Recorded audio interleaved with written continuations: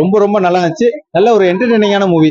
ஏன்னா இன்னைக்கு வந்து மக்கள் வந்து நிறைய ஸ்ட்ரெஸ்ல இருக்காங்க மக்கள். அவங்க வந்து என்டர்டெயின்மெண்ட் பண்றது எங்க போறது என்ன பண்றதுன்னு தெரியாது. ஃபேமிலிக்குள்ள இது பண்ணும்போது ஃபேமிலியில அவ்வளவு பிரச்சனைகள் இருக்கு. இங்க ஃபேமிலியோட வந்தாலுமே இங்க படத்தை பார்க்கும்போது அவங்களுக்கு இருக்க எல்லா பிரச்சனையுமே மறந்துட்டு நல்ல ஒரு ஜாலியா என்ஜாய் பண்ணிட்டு போவாங்க.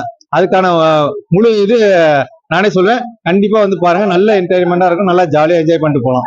படத்துக்கு ஏத்தாப்புல டைட்டிலுக்கு ஏத்தாப்புல தான் படமும் இருக்கு. நல்லா பெருசா நல்லா அழகா முடிச்சிருக்காங்க. நல்லா இருந்துச்சு. எல்லாத்தோட ஆக்டிங்குமே சூப்பரா இருந்துச்சு. கதைன்ட்டு பாத்தீங்கன்னா இதான் கதைன்றது கிடையாது. அவங்களோட கதை என்னன்னா, அவங்க மக்களை வந்து சிரிக்க வைக்கணும் அப்படின்ற முயற்சி எடுத்திருக்காங்க. அது 100% ஒர்க் அவுட் ஆயிருக்கு அப்படின்றத என்னோட இது. ரொம்ப நேச்சுரலா இருந்துச்சு.